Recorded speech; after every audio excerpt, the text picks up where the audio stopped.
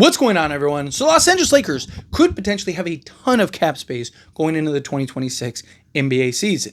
Now, I'm somebody that doesn't necessarily want to see the Lakers preserve cap space. Go get the players now if you can, right? Like, I don't want to see the Lakers just sign guys and take on guys and trade for guys just for the sake of doing so, right? Say it all the time. No trade is better than a bad trade, right? That's the last thing you want if you're, the Lakers, right? Bad free agency signing is better than no free agency signing. I'm old enough to remember Lou Aldane and Timothy Mozgov because, Mitch Kupchak didn't want to, lose his job or anything and ended up just rushing to sign these guys to say he did something. And there was reports that hey, the Lakers want to preserve, like a big priority for them is preserving cap space for the 2026 season in case LeBron leaves or retires or whatever, and then they can go chase another star to pair alongside Luka Doncic and LeBron James.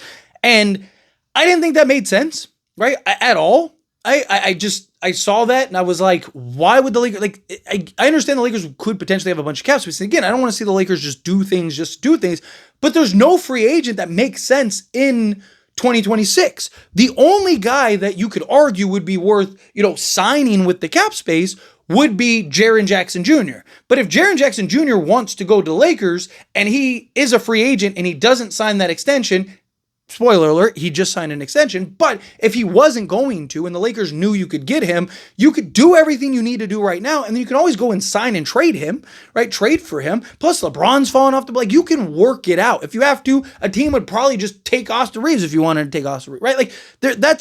I wouldn't have worried about that if I was the Lakers, right? Like I've always said, do the right thing and the dominoes will fall into place. I talk about it all the time. Be patient, right? Let things develop. Right? Rob Pelinka was patient last year, let things develop, ends up getting Luka Doncic. This year, it's like everyone's screaming for Rob Pelinka to go trade for a center. And look what happened. DeAndre Ayton, according to Chris Haynes, is expected to go to the Lakers, right? And granted, it hasn't happened yet. So until it happens, we're all going to just cross our fingers, but that probably won't happen till Wednesday when he clears waivers.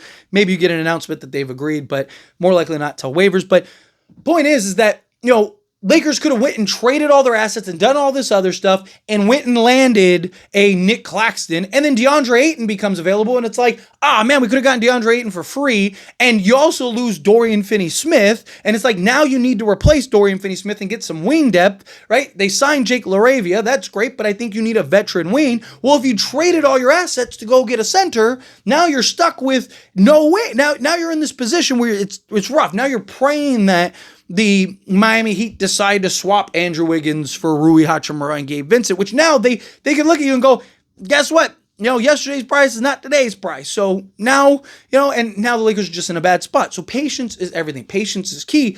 But there's also an overly amount of patience. Now, again, if there's nothing, there's nothing, right? But it doesn't make sense for the Lakers to wait around for 2026 in the hopes of landing a star. You're the Lakers. Every 3 months, there's a new star that's available. If you build the roster and you have the pieces and you do the things the right way, you don't think that's more enticing for a star? You can work it out. There's stars that are going to be going into a contract. I mean, Anthony Davis forced his way to the Lakers, right? You could still do that. There's still stars and players and stuff like that. If you build it, they will come. Do things the right way. You don't need to wait around for stars. And there's no stars in 2026 that make sense. It's a bunch of role guys and a couple higher end guys, but not guys that you're that's the guy that we want long term alongside Luka.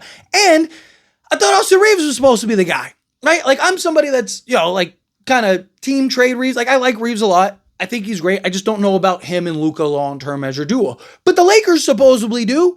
Supposedly the Lakers think that those two are going to win and are going to lead us to multiple championships. And look, I hope that happens. That's great if that happens. But if Reeves is your guy and you're about to go pay him $40+ million in the offseason, why would you preserve the cap space to go sign another star? Right? So now you have 3 stars and now what? Now you're scrambling to round out depth, right? It doesn't make sense unless you were looking to trade Austin Reeves. But if that's the case, wait till a star becomes available that wants out and be like, hey, you could do worse than Austin Reeves, right? And do Austin Reeves and the assets and all that stuff, right? I think the Lakers, it would have been in the Lakers' best approach to kind of go that route. But nonetheless, right, you look at kind of the Lakers situation here, right? yes, you do have a bunch of cap space. But to me, that's enticing. And I've talked about it's an appreciative asset. The longer you can kind of hold off and wait, the more value that it has. But you also have to do the right things now, right? Again, Lakers signed Jake LaRavia. If they bring in Jake LaRavia, a DeAnthony Melton, and a DeAndre Ayton, right? Let's say they get those three guys. If you can go and make a trade for Wiggins or somebody like that, just again, using these guys as an example, if you can go get that wing depth move, then fine, go do that wing depth move. But if you can't, be patient. You got your upgrades. You got to get a backup center too. So let's call it Clint Capella, right? So let's say you get DeAnthony Melton. They already signed Jake LaRavia. You go get DeAndre Ayton and Clint Capella. Those are your four basically roster additions this offseason. You're already 10 times better than you were last year because the center spot alone would raise the ceiling for you. You got a legit kind of veteran two-way guard forward type guy, and you got a young 23-year-old 3-and-D wing, right? Now you can be patient to move into the offseason and at the trade deadline maybe make a move for maybe now Andrew Wiggins' price goes down because Miami, is out of the play-in or something at that point. And they're like, we might as well just take for the bottom or something, right? Like, who knows? You don't know what might be available tomorrow, but you need to put yourself in the right position to where it makes sense to wait for tomorrow. You don't want to wait for tomorrow when you haven't eaten today, right? Like, I need to eat today. But I can, it's like, hey, I need to get through till dinner. I can have a little snack, right? And then now I can wait for dinner. Maybe have like a little lunch, good lunch, right? And then now I can go and do what I need to do for dinner time. Or maybe now I don't need as big of a dinner, right? Because I'm still a little full. So now I can just kind of have, a nice little small meal for dinner rather than a whole smorgasbord, right? Well, that's what I want to see Lakers do. Get the pieces you need in free agency. Get all these players. Work out even a little small deal or something that doesn't require any of your assets. Move into the season. And then at the trade deadline, maybe now you don't need as much. Maybe you don't need anything at all. Maybe you can kind of get through it. Maybe you're just really, what if the Lakers are like the 2 seed all season and they've won 55 games and they're just killing it because Luka's reinvigorated and you got the center position solved and you got all these guys in Austin Reeves. We know what he can do in the regular season. There's questions about the playoffs, but we know what he can do in the regular season.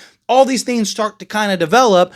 Who knows what the Lakers look like if you land 4 guys. I've talked about Lakers need 2 centers and 2 perimeter players. They got 1 perimeter player. DeAndre Ayton is expected to go to the Lakers, so that would solve 1 center. Got to get a backup and another perimeter guy. And I think the Lakers could potentially be a contender. Right? I think the loss of Dorian Finney-Smith hurts, without a doubt. But beyond that, I think the Lakers are in good shape. But anyway, as always, this is a discussion. I pass a question on to you. Let me know your thoughts and opinions down in the comments. That being said, if you haven't liked this video, hit that like button. Helps me out. As we enjoy these types of videos. Truly appreciate it. Not subscribe channel, hit that subscribe button. Turn on the bell notifications. Appreciate y'all. See you in the next one. Thank you.